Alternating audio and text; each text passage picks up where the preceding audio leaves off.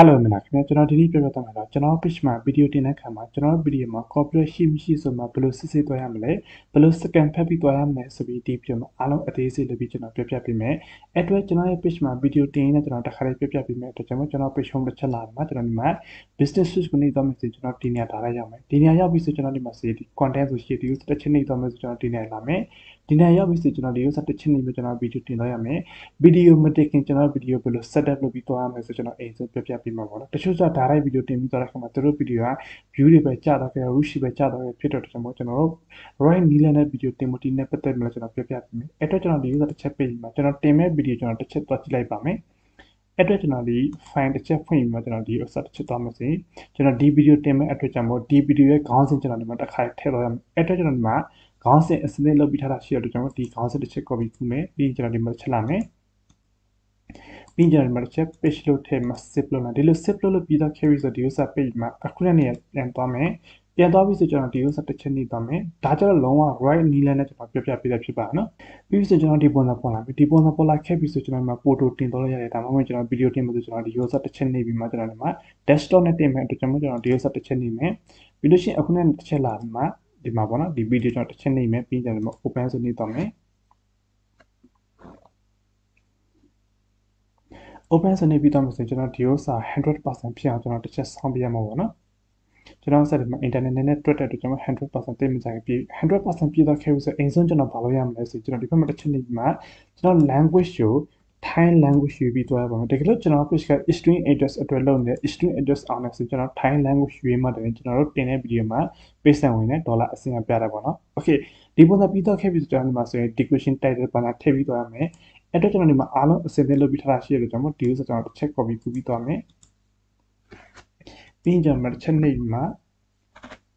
တစ်ချက် page လုပ်ပြီးထည့်သွားလိုက်ပါမယ် okay page လို့ထည့်ပြီးဆိုကျွန်တော်ဒီမှာဆိုရင်ဒီ video နဲ့သက်ဆိုင်တဲ့စာသားရေးပြီးထည့်သွားမယ်အတွက်ကျွန်တော်ဒီဥစ္စာအစင်သစ်လုပ်ထားတဲ့အတွက်မို့ဒီဥစ္စာတစ်ချက် copy ကူးမယ်ပြီးရင်ကျွန်တော်တစ်ချက် page လို့ထည့်လိုက်ပါမယ်ကျွန်တော်ဒီနေ့တစ်ခုပြောချင်တယ်ကျွန်တော် page မှာတင်တဲ့ video တစ်ခုကျွန်တော်ဒီမှာစာရေးပြီးတော့တစ်ခုဆိုလို့ရှိရင်အဲ့ဒါတော့ကျွန်တော်ဒီ misleading ဖြစ်တဲ့အတွက်ကျွန်တော် click page ဖြစ်တဲ့အတွက်ကျွန်တော်စာ reach တွေ view တွေကြာတော့ခဲ့တဲ့ subscribe ပစ်တော့ခဲ့တဲ့အတွက်ကျွန်တော်ဒီဥစ္စာတစ်ချက်လေး right ဖြစ်အောင်လုပ်ပြီးတော့ပါအားလုံးပြီးတော့ခဲ့တဲ့ကျွန်တော်ဒီနည်းနည်းအောက်ဆင်းလိုက်ပြီးမှကျွန်တော်ဒီမှာ10 minute ပုံထည့်တော့တယ်10 minute ပုံဆိုကျွန်တော်ကိုယ်တီထွင်ပြီးကျွန်တော်10 minute ပုံထည့်တဲ့ဖြစ်စီဒါမှမဟုတ်ကျွန်တော်ဒီမှာပေးထားတဲ့ဥစ္စာကျွန်တော်ဒီမှာ select လုပ်ပြီးတော့လို့ရှိရင်ရတယ်ပေါ့နော်ဒီမှာပေးထားတဲ့ဥစ္စာနဲ့ပဲတကယ်ကျွန်တော်10 minute ကနောက်မှထည့်မယ်အတွက်ကျွန်တော်ဒီဥစ္စာကျွန်တော်တစ်ချက်ချန်လာခဲ့မယ်ပြီးလို့ရှိရင်ကျွန်တော်တစ်ချက်ဒီမှာ next တစ်ချက်နေတော့မယ်ပြီးကျွန်တော်ဒီ option ကျွန်တော်တစ်ချက်ဖြောက်ပြီးမှ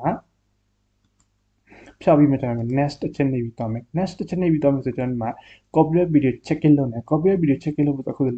46 ခုရှိပြီကျွန်တော်ဒီမှာခဏစောင့်ပေးလိုက်ပါမယ်ဒီလိုမှာ check in လုပ်နေပေါ့ကျွန်တော်ဒီ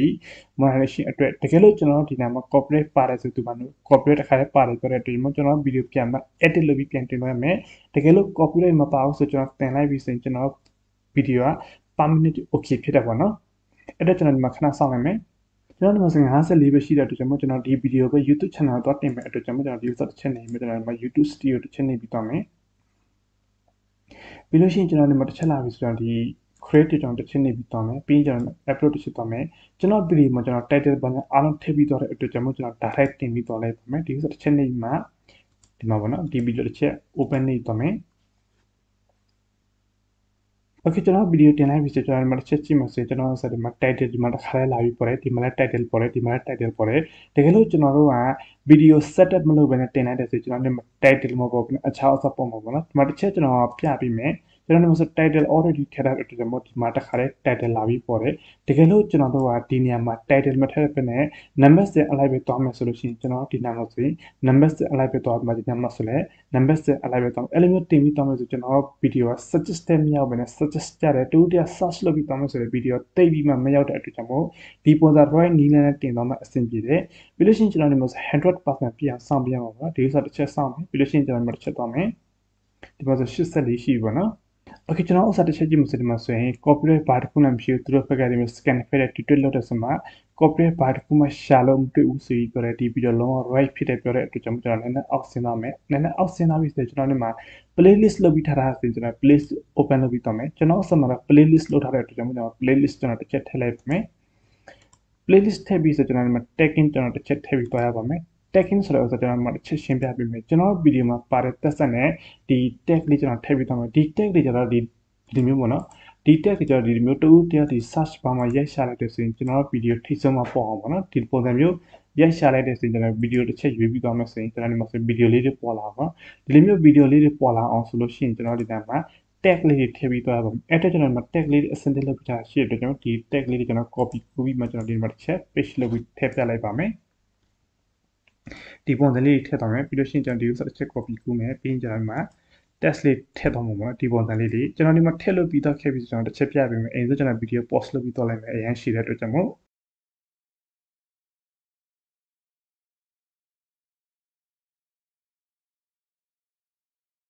โอเคကျွန်တော်ဒီမှာဆိုရင် tag လေးတွေအားလုံးထည့်လို့ပြီးတော့ခဲ့ပါတော့ tag အများကြီးထည့်တယ်ကျွန်တော် tag လေးအားလုံးထည့်လို့ပြီးတော့ခဲ့ပြီးဆိုရင်ကျွန်တော်ဒီ video ဒီမှာတစ်ချက် share ဆိုပြီးတော့နေပြီးတော့လိုက်မယ်ဆိုရင်ကျွန်တော်ဒီ video publish ဖြစ်ပြီးတော့မှာပေါ့ဒီမှာဆိုရင်သူကကျွန်တော် YouTube channel ပဲတစ်ချက်ပြန်သွားမယ် YouTube channel တစ်ချက်ပြန်သွားပြီဆိုကျွန်တော်ဒီမှာဆိုရင်ဒီအပေါ်ဆုံးဥစ္စာ decoration server တစ်ချက် copy ကူးပြီးမှကျွန်တော်ဒီမှာတစ်ချက် paste လုပ်ပြီးထည့်ရမယ်ကျွန်တော် video တစ်ပုတ်ထဲအောင်ဆိုကျွန်တော်3ရက်တော့တင်နေရတယ်ပထမ step ပြင်ကျွန်တော်ဒီ page မှာတင်မယ်ဒုတိယ step ပြင်ကျွန်တော် YouTube channel မှာတင်မယ်တတိယ step ပြင်ကျွန်တော်ဒီ TikTok မှာတော့ပြီးတင်ရပါမယ်နော်အဲ့တော့ကျွန်တော်ဒီ user တစ်ချက်ပြန် plus icon တစ်ချက်နေမှာကျွန်တော်ရဲ့ TikTok တစ်ချက်ပြန်တော့လိုက်ပါမယ်နော် TikTok ပေါ့နော်လူကြီးမင်းတို့လည်း video တစ်ခုလုပ်တဲ့ဇေယျနဲ့ video ပဲဖြစ်ဖြစ်ဒါမှအခြား video တစ်ခုပဲဖြစ်စေအားလုံးတင်သွားလို့ရတာပေါ့နော်အဲ့တော့ကျွန်တော်ဒီ upload တစ်ချက်နေမယ်ပြီးရင်ကျွန်တော်ဒီ select file ကျွန်တော်တစ်ချက်ရွေးသွားမှာကျွန်တော်ဒီ video ကျွန်တော်တစ်ချက် publish လုပ်ပြီးသွားမယ်ပြီးလို့ရှိရင်ပြန်မှ YouTube channel တစ်ချက်လာမယ်ဒီဥစ္စာကျွန်တော်ဒီ automatic တော့ဒီမှာတက်ပြီးသွားနေမှာကျွန်တော်ဒီမှာချက်လာမှာဒီဥစ္စာပြီးမြောက်ကျွန်တော်တစ်ချက်လုပ်ပြီးသွားမယ်ကျွန်တော်ဒီမှာ decoration အားလုံးထည့်လို့ပြီးတော့ခဲ့ပြီဆိုလို့ရှိရင်ကျွန်တော်နည်းနည်းအောက်ဆင်းသွားမှာဒီဥစ္စာကျွန်တော် thumbnail ကျွန်တော်ထည့်သွားမယ်ဒီမှာဆိုရင် automatic သူကပေးပြီးထားတဲ့အတွက်ကြောင့်မို့ကျွန်တော်ကိုယ်တိုင်လောက်ထား thumbnail ရှိရတဲ့ကျွန်တော်ကိုယ်တိုင်လောက်ထား thumbnail လေးကျွန်တော်တစ်ချက်ပေါ်ရေးလိုက်ပါမယ်ဒီဥစ္စာလေးပေါ့နော်Okay နေတော့ပြီးစဉ်ကျွန်တော်ဒီမှာဆိုရင် playlist ကျွန်တော်တစ်ချက်ထည့်မယ်ဒါကြတော့ YouTube channel ရဲ့ playlist အခုနကတော့ Facebook page ရဲ့ playlist ပေါ့နော်ပြီးရင်ကျွန်တော်ဒီမှာဆိုရင်ဒီ no for kids တစ်ချက်ရွေးမှကျွန်တော်ဒီ set တစ်ချက်သွားမှာကျွန်တော်ဒီမှာဆိုရင်ကို video နဲ့သက်ဆိုင်တဲ့ category လေးရွေးပြီးထည့်မယ် tag လေးရွေးပြီးထည့်မယ်ကျွန်တော်ဒီမှာဆိုရင် automatic ထည့်ထားတဲ့အတွက်ကြောင့်ကျွန်တော်ဒီအောက်လာပြီးမှဒီ yes ဆိုလို့ကျွန်တော်တစ်ချက်ထည့်မယ်ဒီနေ့ဆိုလို့ရှိရင်တော့2023 28ရက်နေ့ဖြစ်တယ်ပြီးလို့ရှိရင် video location ကျွန်တော်မြန်မာနိုင်ငံထည့်မလားဒါမှမဟုတ်ထိုင်းနိုင်ငံထည့်မလားကျွန်တော်အစောကထည့်လို့ရတယ်ကျွန်တော်ကြတော့ဒီတိုင်းအလွတ်ထားပြတဲ့ကျွန်တော် video ကြတော့ဒီပြပနိုင်ငံလူတွေကြည့်တဲ့အတွက်ကြောင့်မို့ဒီနေ့မှာဒီကနေထားပြီးမှကျွန်တော်နည်းနည်းအောက်ဆင်းလာပြီးမှအားလုံး check လုပ်အားလုံး right ဖြစ်တဲ့ဆိုတော့ next ချက်တော့မယ်ပြီးရင်ကျွန်တော်ဒီ set ချက်နေမှာကျွန်တော်ရဲ့ဒီ video ရဲ့ဘေးနားလေးမှာပေါ့နော် video ထည့်ပုံထည့်နည်းလေးဒါ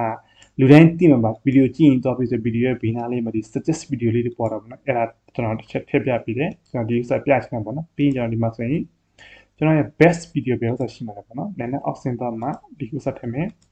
ကျွန်တော် video များတဲ့အတွက်ကျွန်တော်အဆင်ပြေတဲ့ video ကောက်ထည့်လိုက်တယ်ပေါ့နော်ပြီးရင်ကျွန်တော်ဒီနားမှာ subscribe button တစ်ချက်ထည့်တော့မယ်အတွက်ကျွန်တော် plus icon တစ်ချက်နေမှာဒီ subscribe button တစ်ချက်ထည့်တော့မှ save လုပ်လိုက်မယ် save လုပ်ပြီးတော့ခဲ့ပြီးဆိုကျွန်တော်ဒီမှာ next တစ်ချက်ပြန်သွားပြီးမှဆိုမှဆို copyright check လုပ်ထားအားလုံး right ဖြစ်တယ်ပေါ့နော်အခုနောက်တော့ဒီ Facebook page copyright ရှိမရှိဆိုကျွန်တော်တင်တဲ့ video ဘယ်လို check လုပ်သွားရလဲဆိုကျွန်တော်ပြပြီးအခုတစ်ခါမှဒီမှာဆို YouTube channel ကဆို video မှာ copyright ရှိမရှိဆိုမှတစ်ခါလေးပြတယ်ဒီမှာဆို no issue form ပေါ့နော်ကျွန်တော်ဆိုဘာ issue မှလည်းမရှိဘူးဘာ copyright နဲ့ဘာ copyright မှလည်းမရှိဘူးဆိုပြတဲ့အတွက်ကျွန်တော် next တစ်ချက်ပြန်သွားပြီးမှဒီမှာ publish ရွေးပြီးတော့တချို့ကျတော့ဒီ private တချို့ဒီဥစ္စာနေပြီးသွားတဲ့ခါမှာ publish ဖြစ်ပြီးမသွားတဲ့အတွက်ကြောင့်ကျွန်တော်ဒီ publish နေပြီးသွားပြီးဆိုမှလည်းဒီ publish နေပြီးသွားလိုက်မှအဲ့ဒါမှလည်းလူအများစီမြင်တွေ့ရမှာပေါ့နော် okay ပြီးလို့ရှိရင်ကျွန်တော်ဒီဥစ္စာတစ်ချက် close လုပ်ပြီးသွားလိုက်ပါမယ် close လုပ်ပြီးသွားပြီးဆိုရင်ကျွန်တော်ဒီဥစ္စာတစ်ချက် refresh လုပ်ကြည့်လိုက်မယ် okay refresh လုပ်ပြီးဆိုကျွန်တော် video တွေမှာတက်လာခဲ့ပါပြီဒီဥစ္စာပြီးတော့ခဲ့ပြီဆိုပထမတော့ကဒီကျွန်တော်တို့ဒီ